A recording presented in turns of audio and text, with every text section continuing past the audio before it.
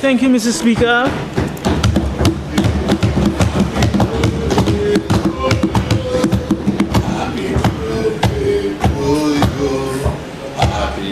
There's another gentleman in the house with a birthday, you know. There's another gentleman in the house, I'm not sure. That's our business. Happy birthday, member for Swazel Saltibus. Today is his birthday. I wasn't aware of that, but happy birthday, member. Mr. Speaker, thank you, members, thank you. And we have quite a few August borns here. So, member for Central Castries and others. Six. Huh? Six. The sixth? Yeah. So, Mr. Speaker, I rise in support of the resolution that was tabled by the member for Castries East and our Honorable Prime Minister.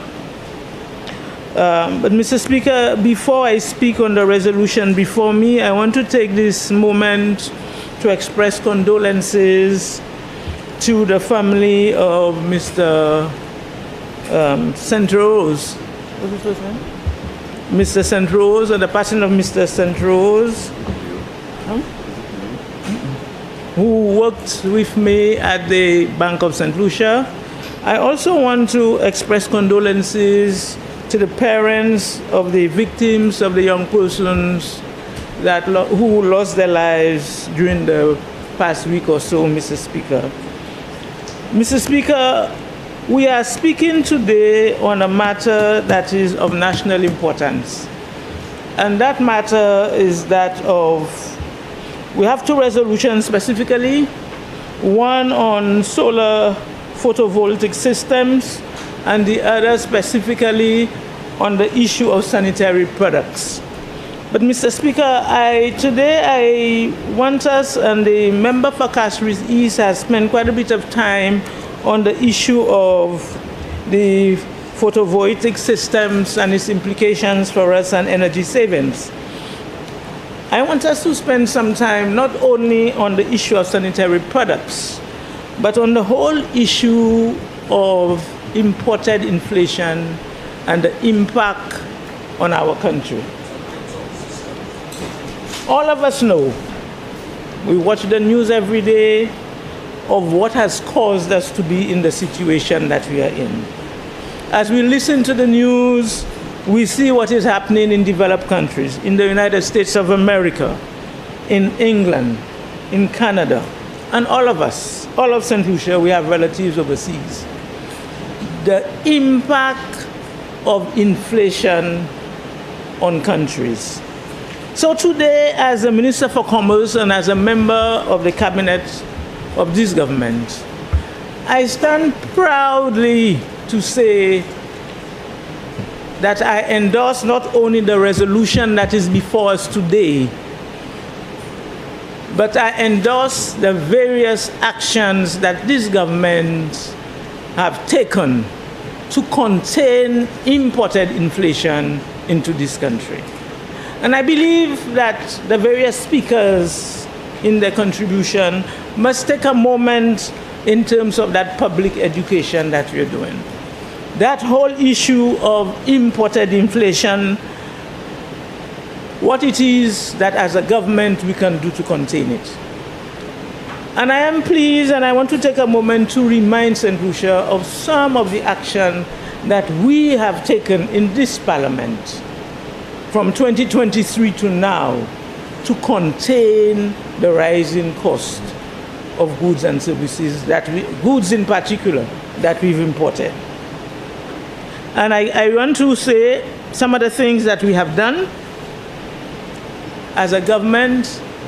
The main one for me is the subsidy on rice, flour, and sugar. The main one being flour. This government has subsidized flour to the tune of millions of dollars to cause our persons to be able to buy bread and butter.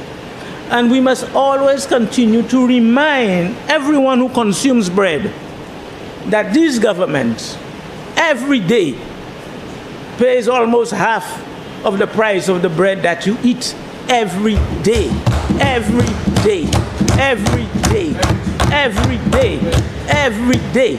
And we must, anytime we have an opportunity, remind the people of St. Lucia that this government subsidizes bread every day. And you can take the action, compare a loaf of bread here, go to Grenada or Dominica. You see people coming off the boat and picking up bread, sugar from our shelves to take back to the other OECS countries. This government has maintained, through our policy of subsidy, has contained the price of basic foodstuffs. That is one. The second item that we've done, we've placed some items on price control. We have wrestled as a government, and in particular as the Minister for Commerce. I am the minister responsible. I interact with the business community, and I also have responsibility for our consumers. So I walk a thin line every day. Our business community, when you engage them, they are very unhappy with us putting certain items on the price control. But the main reason why we put certain items on price control is that we can contain the prices, especially for some of the items that we have in what we call our baskets of goods. We have done so, and that is the reason why we first went in and put sanitary napkins on the price control and zero rated it. Because when we did the research, we made the decision, mothers had a decision to make, a choice, an unpleasant choice to make as to whether to send their daughters to school or whether to go and buy bread in the shop. And that is an unpleasant option that any mother has. And as a result, as a government, we heard that cry and we put sanitary napkins on the price control, Mr. Speaker. But I want to tell you that in monitoring that particular incentive and policy, I want to read from a memo that was given to me by my staff. And I read, since the last compliance assessment, a recent evaluation by officers shows a general increase in prices, primarily due to rising costs of insurance and freight charges. So even when we put something like sanitary napkins on price control, the landed cost of the product continue to increase. Only this morning, one of the reporters downstairs came to me and said, but Minister, sanitary napkins, there are some brands that move by $6. There are things that we can contain and there are things that we cannot contain. We cannot contain the price of the item as it comes to the border. What we can contain is the service charge, the VAT that is on it, as well as working with the business community to look at the markup. The business community does not like that, but that is why sanitary napkins was placed on the price control. And that is why the resolution before us today is saying that this first exercise had an expiry date of the 1st of August 2025, and based on our analysis, the proposal before us today is to extend it permanently. And I support that resolution. That is why it is happening. But what are some of the other things that we've done? I want to remind the public as well, in 2023-2025, this government looked at all the items that were under price control, and we went in and we removed the 6% service charge. We did that as a means of containing the cost of these items. It expired, and now from the 1st of June, we again remove the service charge on all price control items. Again, this is a government working continually to contain prices for John public. So, here goes the main item here. After continuous feedback and after we continue to see rising prices, especially in the areas of food, based on consultative process, the business community, government, and consumers, especially through the National Consumers Association, we took a decision to remove the VAT on some 70 item heads. So we moved some items. Out of the 70, we had 25 items that were moved from exempt to zero. And the other from 70, 55 items, 55? 45. The other 45 items were moved what we call standard VAT, which is 12.5%, to zero. Mr. Speaker, a lot has been said about this move. And one of the things I will do today again is to repeat the difference between VAT exempt and zero rated. And I'm trying to put it as simple as I can. When an item is VAT exempt, the consumer does not pay the VAT. There is no VAT for the consumer. But the businesses cannot claim the VAT related to that, the sale of that item. So consequently, you will say the consumer pays a VAT, does not pay a VAT, but the businesses pay the VAT. When the item is zero rated, the consumer does not pay and the businesses do not pay. The businesses do not pay simply because they can go back to Inland Revenue and claim all the VAT related to that sale. That is the main difference between the two.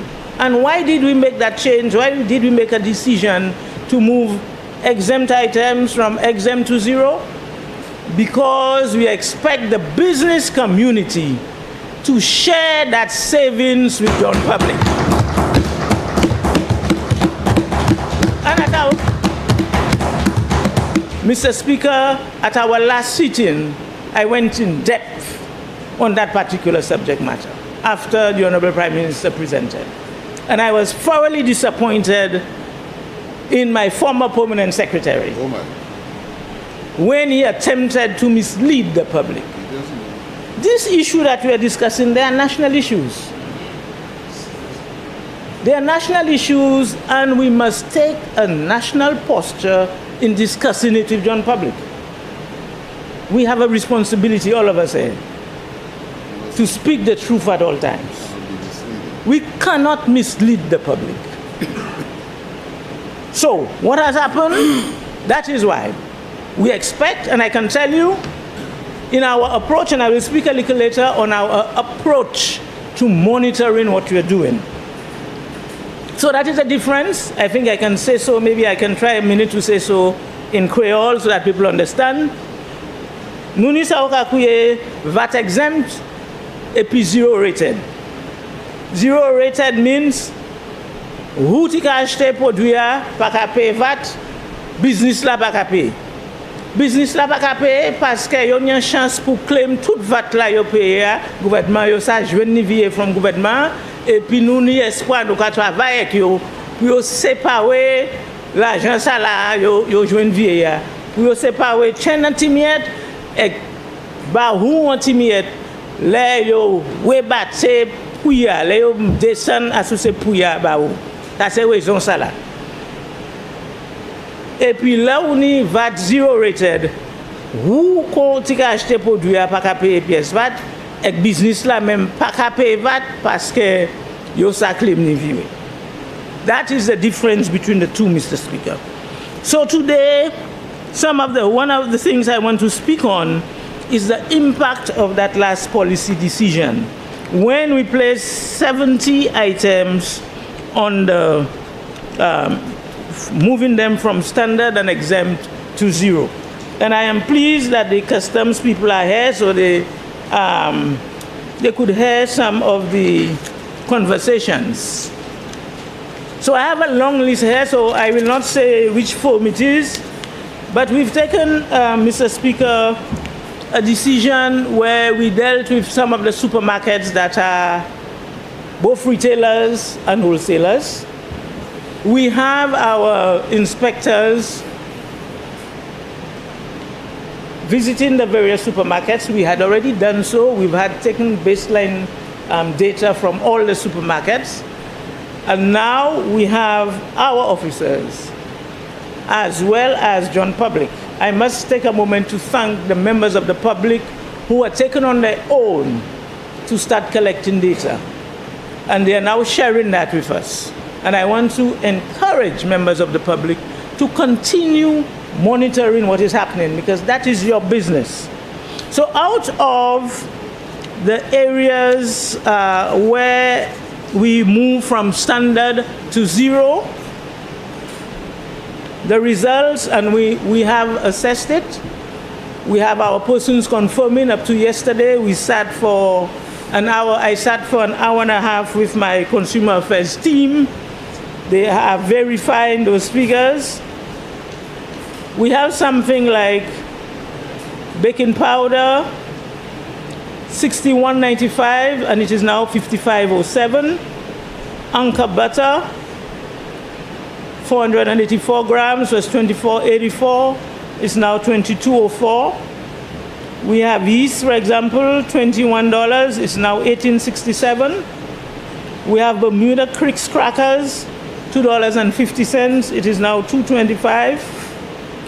We have olive oil, $11.85, and it is now $10.53. We have cottage and salted butter, $18.95 to $16.84. Peanut butter, $12.55 is now $11.16. We have fresh local chicken, $12.95 is now $11.51. We have Dove margarine, $4.99. It is now $4.44. Eve corned beef, $11.49. It is now $10.12. Exeter corned beef, $9.75. It is now $8.67. So, Mr. Speaker, we have chicken franks, $13.99. It's now $12.44. It is just a listing of examples indicating, thank you, all these items, the items that were on the SI, we have walked the shelves, checked the shelves in the supermarket, and there is a reduction. There are reductions in the prices. Mr. Speaker, I want to tell you that, as I said, we've dealt with the major supermarkets first. I also want to report that we've dealt with we are monitoring some of the other supermarkets as well. And I want to tell you that not all of the supermarkets were well prepared. We are working with supermarkets north, south, east, and west. Some of them were not prepared, Mr. Speaker. But as the Minister for Commerce, I have taken the decision that we are extending up to Friday this week. We have given every supermarket up to Friday to put their act together. We are working with all the supermarkets. We are assisting them. We are telling them what we think they ought to do so that they can comply. We need to understand some of those supermarkets have IT systems, some of them are not as automated as others. We are working with them. I want John Public to have the comfort of knowing that we are continually working with the business community to contain the prices. I want to tell John Public that on the issue of exempt goods, because a lot of people call me and say, well, I ain't see a reduction in the price of the tuna fish yet. We are just telling them to be a little patient. The tuna fish, especially the 6 ounce, was on the exempt list. We are working with the business community, and we will come back to you, and you will be seeing and feeling a reduction in the not too distant future. So I just want persons to be patient. I want you to know that as a government, we at the Ministry of Commerce continue to work for you. We are working in collaboration with the Inland Revenue Department, and the Ministry of Finance. We have identified a few areas where we will be coming back to this Parliament for adjustment. For example, Mr. Speaker, we noted that when we took the position in the Cabinet that all oils of 7.5 ml should be zero rated and under price control. But when we were doing the analysis and monitoring, we noted that they put in only coconut oil. So we are doing this exercise, and we're going to come back to the Cabinet and come back to the Parliament to put the adjustments. Another one I think that needs some adjustments is the whole issue of cereals. They've used cornflakes instead of cereals. And because of all the, what you call HS headings on these things, we need to correct it. But I want to tell John Public that as a government, we keep to our word. We are ever conscious of the imported inflation. And as a government, we are doing all in our power to ensure that they can have a proper shopping. At the moment, the average $200 shopping basket should be about $175, about $25 in savings out of every $200. That is what we have done. Every vegetable, every fruit is zero rated. But I noted that banana is not on the list. So as we do the exercise, we'll be coming back with these adjustments. So, Mr. Speaker, I stand to thank the Honorable Prime Minister, the Cabinet of Ministers for the work that you're doing. I want to remind John Public that you have a government that is working for you and with you. I want to thank the business community for their collaboration. And I will remind the public of the hotline that we have. 468-4239, 468-4226, 468-4229. Mr. Speaker, I support the resolution before us. I thank you.